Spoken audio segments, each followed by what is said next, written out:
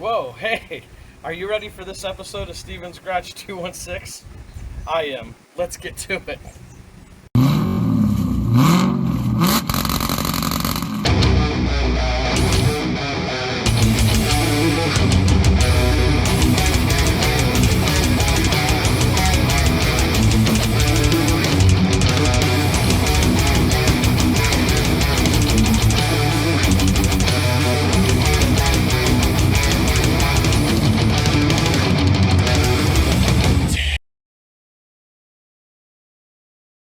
Hey everybody, welcome back to the garage. And believe it or not, look at the weather that was in the last couple of videos and what's in this one. I think it's gonna stay like this for this entire video, I hope. Don't mind the voice, sorry about that. Check it out, we got the motor back in the car, bolted to the transmission. We got the flywheel bolts on the flex plate and into the torque converter. I got a couple of sensors and things like your knock sensors and stuff already plugged in and stuff down on the bottom. I got all my ground wires here and here plugged in. But the purpose of this video today is going to be all about my rockers. I have Proform 1.6 small block Chevy rockers, and this is what we're going to put in today. I've went through and I've cleaned all the rockers, got all the old oil out from the bad oil, from the engine being blown. I blew them completely out. I've cleaned them. I've left them soaking in oil. You can't see them, but they're sitting right here on the table. I used my blowgun, cleaned all the push rods and everything out real good. And that's where we're at. So today we're going to work on putting the Proform rockers on. And I'm going to show you a couple of them, and then we're going to go ahead. I'm just going to go ahead and do all of them, but I'm going to show you the first two. Same process, no matter what. We're going to run through the first two, get all of them in. I repeated that 3 times in a row, it sounds like. We're going to get the push rods in, rockers. And then after that, just to fill up a little bit of time of video, we're going to get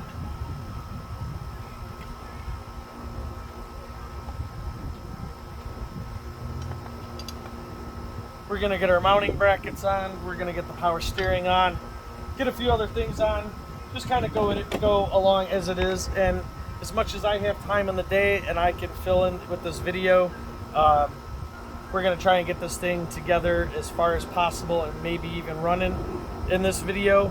I don't know. We'll see how the day goes on. But the main purpose of this video is solely for the rockers. Everything else will just be bonus video. So let's get to it. We're going to start putting push rods in right now.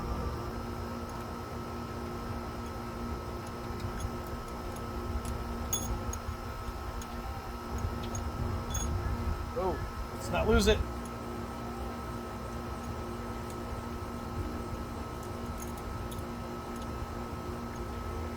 Fish rod V8 engine.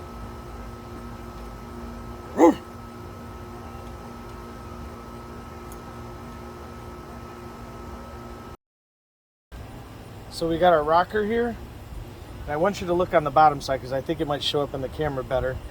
You've got a non-beveled side, the centerpiece there, and then you've got a side that has a flat end. That flat end should go up while that round bald end should go down. The cup should go on the top of the push rod, and the guided roller should go on the valve. Just like that. And you've got a lockdown nut like this that goes right on here. You'll take that down hand tight. That is hand tight. I can't move it up and down, and I can still turn the push rod, okay? Hand tight, that's all you need. Doing some test fitting here. What I want to show you is this is our Proform 1.6 small block Chevy rocker arm. Woohoo! No limits of how far up and down it can go, other than the cam. But I'm hoping this kind of shows up here. See that in there? How it's still round but has the hole? And then see this end, how there's a flat area? That flat area should be up for your lock and nut to hold down. This end goes on your push rod, and this end goes on the top of the valve. So make sure that's aiming the right way. I'm going to make sure the top of the push rod goes inside the cup.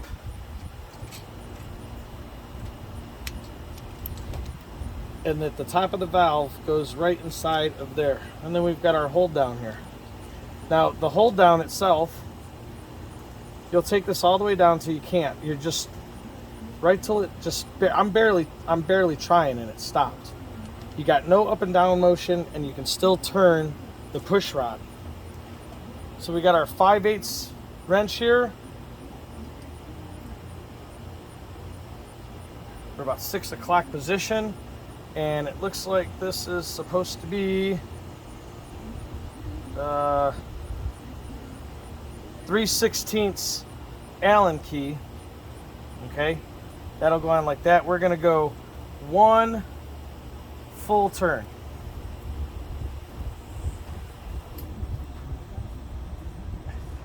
Lock it down, and that's all you need. Now mind you, in the video, in one of the other videos I showed you, we're putting the push rods, or the lifters in. Those lifters were soaking in oil probably all week long. That's a little excessive, but I had no time, wasn't home, wasn't able to get it done. They just happened to accidentally sit in there for a whole week. I don't think a day or 2 days or 3 days or a week is going to make any difference for how long you soak your lifters for, but you do want to soak them, you know, or I even believe that there's some way of pre-pumping them up with some oil in there. But yeah, you'll hold your wrench in place, lock that down, that's done. One more time, we got another rocker. We're going to make sure that the push rod goes inside the cup. We're going to make sure that the flat part of the center bearing, that middle bearing there, we're going to make sure that that roller is up, and the cup is on the push rod, and the top of your valve is going to go in between there, right onto the roller.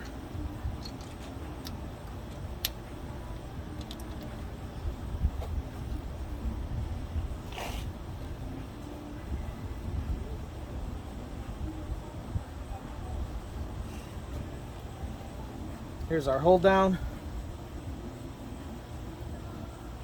Now mind you, you're supposed to find intake open, valve or exhaust closed, and turn the motor, blah blah blah. So that is the right way to do it.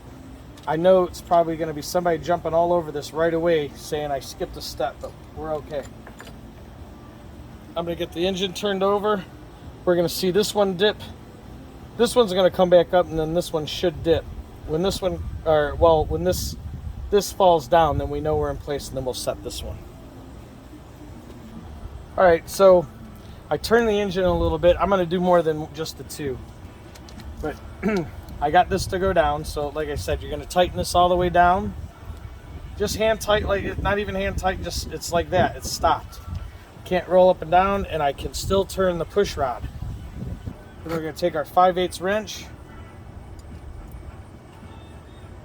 Right here, 6 o'clock position. We're going to get our 3/16 Allen key out.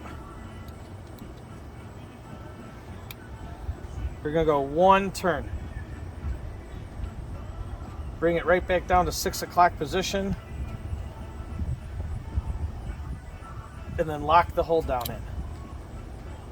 That is now locked. It should not move.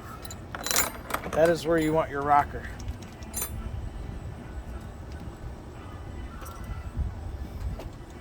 See, both of those are down.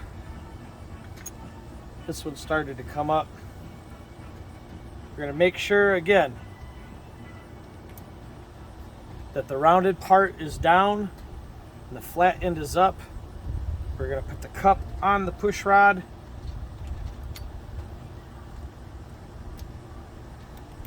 and make sure that the top of the valve is in between those two washers on the roller.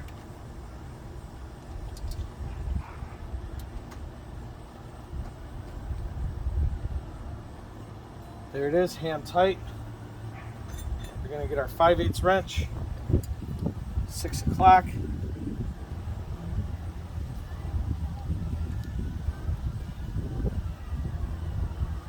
Back that off a couple. One full turn.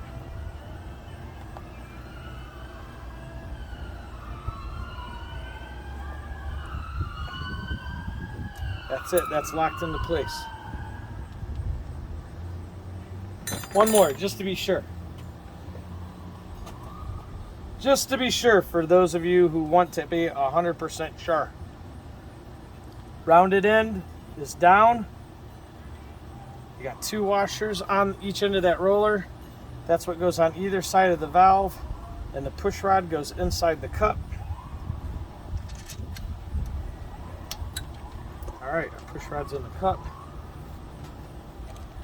Gonna grab a fresh hold down.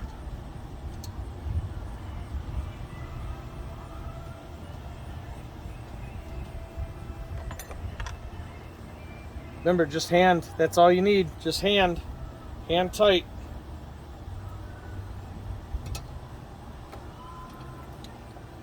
Right here. One full turn.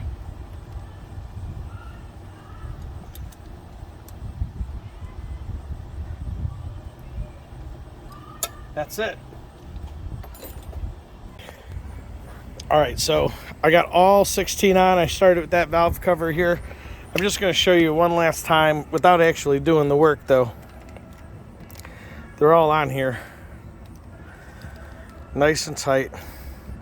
So what you'll do is you'll put them all on. You'll just finger tight the ones that you can.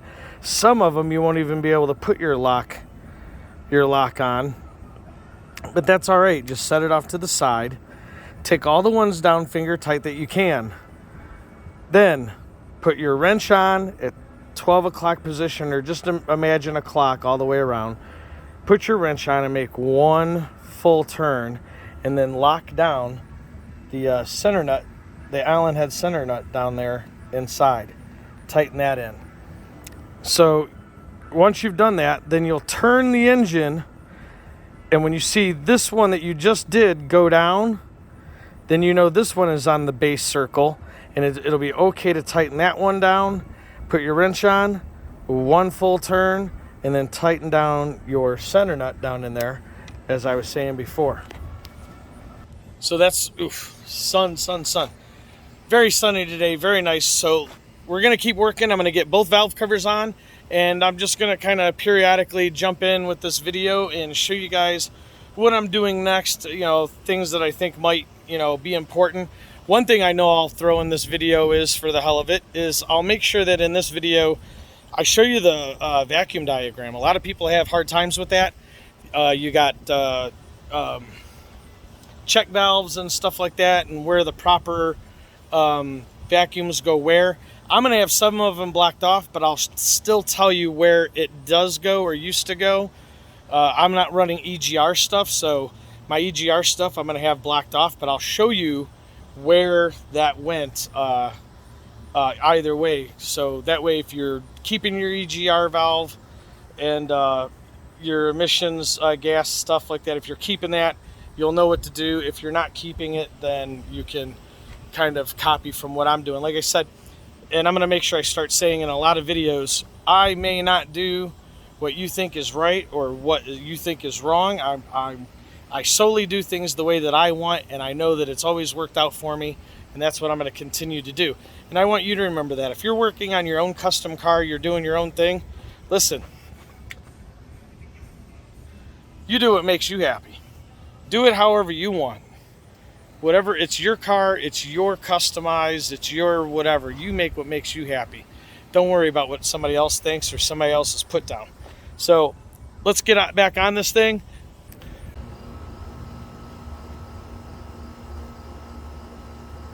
Alright, so I got valve covers on. I got all the coil and ignition system tied in, except for the wires, the spark plug wires and spark plugs. I got this sensor hooked up.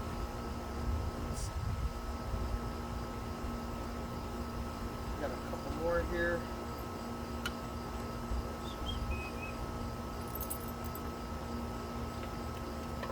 Gotta get the throttle body on for those. Mass airflow sensor. Got a couple of heater core hoses on. I didn't get the clamps. I'm gonna replace these factory clamps and put some regular aftermarket, you know, flathead screwdriver type clamps. This is where I'm at so far. So that's what I want to work on next, because I was able to get both exhaust manifolds on. So now it's safe to put the spark plugs in. I don't have to worry about the manifolds falling or trying to put them on after and dropping them and stuff like that. So I'm gonna get the spark plugs in. I'm gonna get the wires in next, and then I'm gonna put this bracket on right here for the power steering, the alternator, and the air conditioner and stuff like that. So make a comment down below. Let me know what you think so far. We're getting there, and you gotta get all these wires back in a loom. That for sure. Gotta get the wires back in a loom. I'm just not ready to do that yet, because I want to be able to get the right length and electrical tape the wires up where I want them to sit, and get them down in there nice and neat so they're okay. So I'm gonna get the ignition wires on next, and I'll get the throttle body, this bracket. But I want to do the ignition wires next, because I definitely want to be able to run those up underneath the manifolds like they're supposed to, and zip tie them away from the manifolds so they don't get hot. All right, I'm going to work on that next. All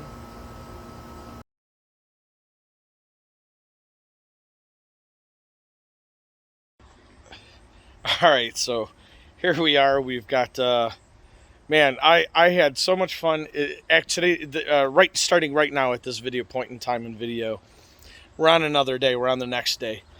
And where I just left off at, I got so into what I was doing and just thinking, going on, and how I wanted to attack putting all this back together. I'm not saying I got it all done, but here we are. I got to get the accelerator and cruise control piece mounted back up, get these pieces on, get the front bumper on, get the hood on. But I think what I'm going to do next is actually I'm going to put the cooling box, the radiator and air conditioning box and stuff like that right back. I think I'm going to do that next. That way I can get the transmission lines back on, start getting some hoses on. While I got it like this, though, I'm going to get the air conditioning unit back on,